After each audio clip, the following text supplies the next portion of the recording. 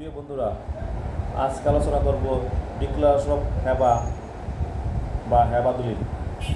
হেবা অর্থ দান। এটা মুসলিম সম্প্রদায়ের দান পদ্ধতি হিসেবে পরিচিত। হেবা দলিল মূলত করা যায় যাদের ব্লাড কানেকশন রক্ত সম্পর্ক আছে তাদের মাঝে।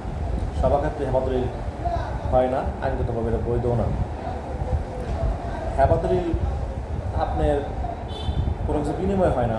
এটা আপনার হলো দানটা হয় হলো আপনার মূলত সন্তুষ্টি, খুশি হয়ে কাউকে দান করলেন। এটা মৌখিক দান করার পর আপনি 26 টাকা পিছিয়ে যায় এটা রেজিস্ট্রি করলেন। রেজিস্ট্রি করার পর উনি তাকে দান করে দিলেন। ওনাকে আপনি দখল পরিশ্রম আপনি সব ছেড়ে দিলেন। দানপত্র দলিল হওয়ার পর উনি এটা আপনি খাজনা, খারিজ, বেচা, বিক্রি, রেহান সব কিছু করতে পারবে। কোনো আইনগতভাবে বাধা নেই। পুরো মালিকানা পেয়ে যাবেন।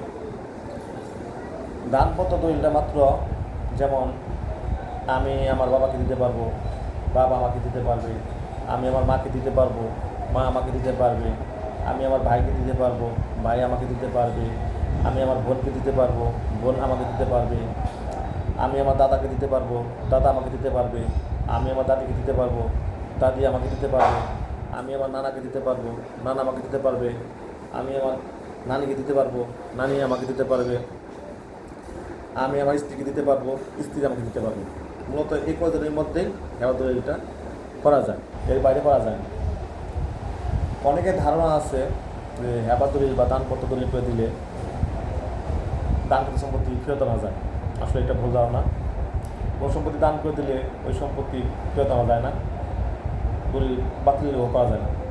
একবার দান করে দিলে দলিল বাতিল করা কোনো সম্ভব না। যদি দাতা সঠিক থাকে, জাল না হয় বা জমিতে কোনো ঝামেলা না থাকে, সেক্ষেত্রে দলিল বাতিল করা যাবে না, বাতিল হবেও না। এই কোনো আইন নেই, এই কখনো এটা আইন এখন নাই যে কোনো হেবা দলিল বাতিল করা যায়। আপনি হেবা দলিলটা মূলত মামলা করতে পারবে মা বাবা তারপর সম্পত্তি তার ছেলেকে লিখে দেয়। তারপর যদি ওই ছেলে যদি বর্ণনা না করে, সেক্ষেত্রে কোর্টে মামলা করে ছেলের বিরুদ্ধে কোর্ট ওনাকে মামলা করতে পারবে।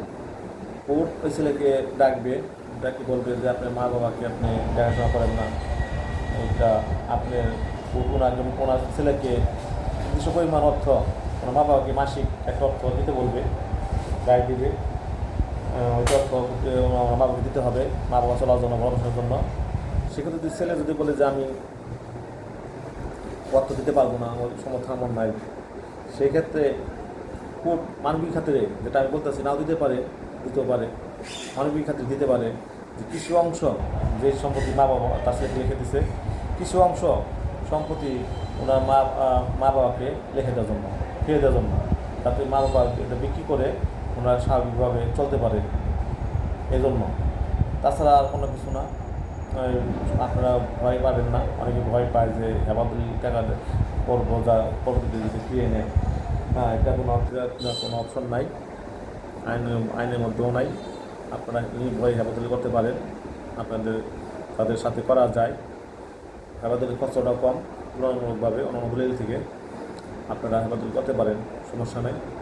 হেবা দলিল বৈধ। আশা করি আপনারা বুঝতে পারছেন যে হেবা দলিল কার মাধ্যমে করা যায়, কীভাবে করা যায়, এবং এই দলিলটা বাতিল হয় কিনা। না, এটা বাতিল হবে না, আপনারা নির্ভর করতে পারেন। সবাইকে ধন্যবাদ। আসসালামু আলাইকুম।